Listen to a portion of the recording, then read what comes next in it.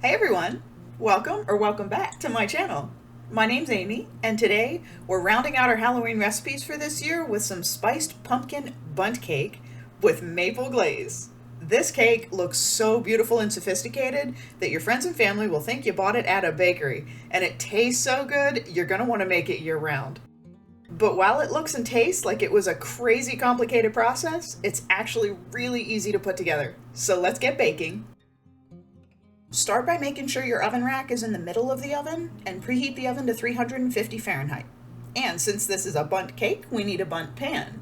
This is a pretty traditional one, and we need to oil and flour this pan pretty generously so the cake batter doesn't stick. Bundt cakes are heavier and more dense than an airy sponge cake, almost more like a pound cake, and they come in these awesome shapes because of the fancy pans. When the bundt pan is all oiled and floured, set it to the side for later. Now we can start our cake batter, and we'll start with the dry ingredients. In a large bowl, add 3 cups of all-purpose flour, but we want to sift this so the flour isn't clumpy at all. If you don't have a sifter, you can use a mesh strainer like this one.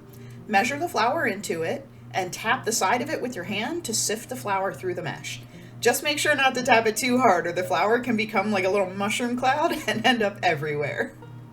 Next, add 2 teaspoons of cinnamon, 1.5 teaspoons of ground nutmeg, and 1 teaspoon of ground allspice. Add 1.5 teaspoons of baking soda and half a teaspoon of baking powder. Last is 3/4 teaspoon of coarse salt or a half teaspoon of a finer ground table salt.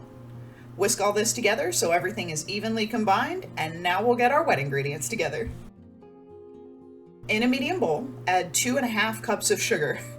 Whew, yeah, I know, but amazingly, the cake doesn't even taste crazy sweet, even though there's a royal ton of sugar in there. Next, add 1 cup of oil. This can be vegetable oil, canola oil, I'm using avocado oil. You just want an oil that doesn't have a noticeable flavor.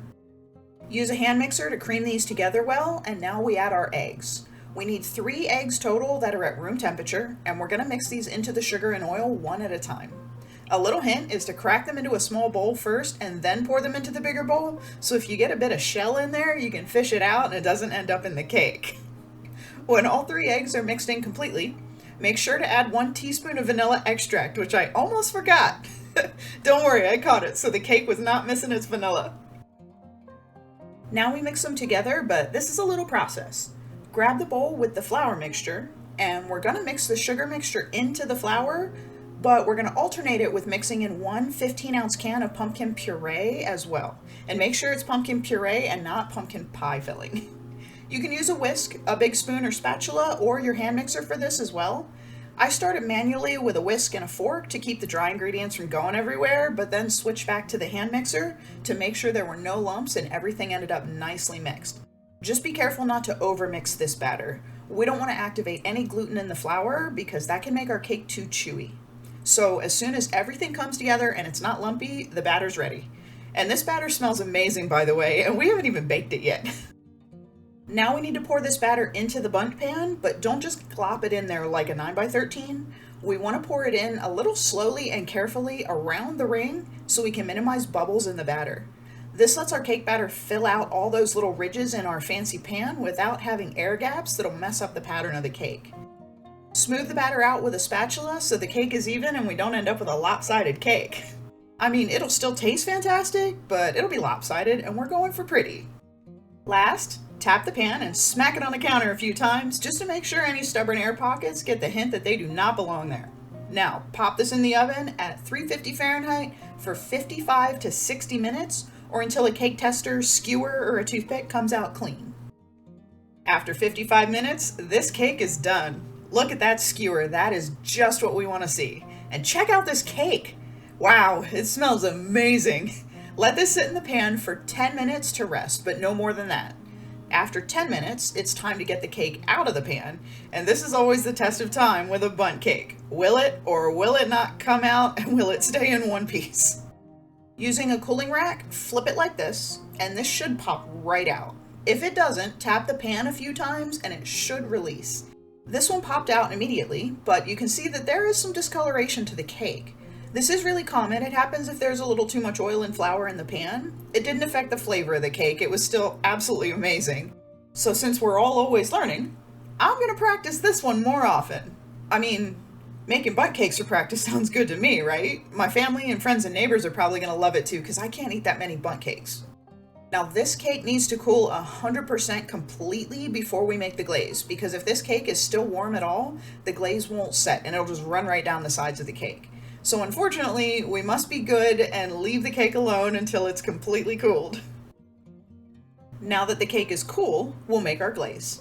In a medium saucepan over medium heat, add 3 tablespoons of butter, 1/3 cup of maple syrup, a 1/4 teaspoon of ground cinnamon, and 1/8 of a teaspoon of coarse salt. Stir it all together, heat everything up until the butter's melted and just barely starts to bubble. As soon as you see bubbles, pull it right off the heat. Add 1 teaspoon of vanilla extract and 1 cup of powdered sugar. Now whisk this all together and just keep whisking everything well until there's no sugar clumps, which took about a minute for me. Let this glaze sit for about 1 more minute to set, but only for about a minute so it's not too runny because it will set up pretty quick. Spoon it over the cake so it drizzles down the sides and just keep on going until the glaze is all gone. You'll want to move pretty quickly here though because this glaze does set fast.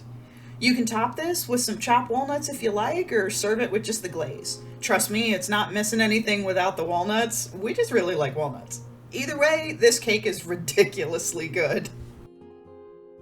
So have you ever had a cake where the icing is absolutely necessary? Like the cake doesn't have enough flavor, or it's dry, or you have to have the icing or frosting on it for it to be done?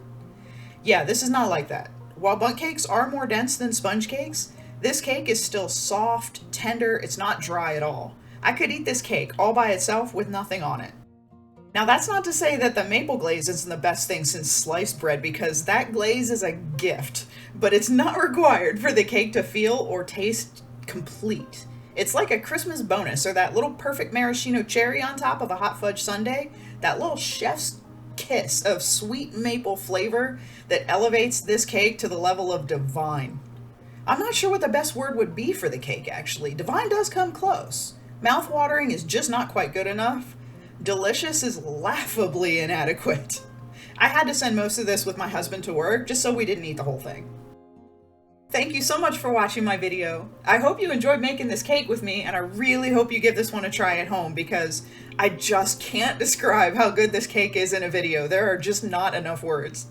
Please like and subscribe. Leave me a comment if you love pumpkin everything too, and you get really excited like I do for October and autumn and Halloween just for the pumpkin spice.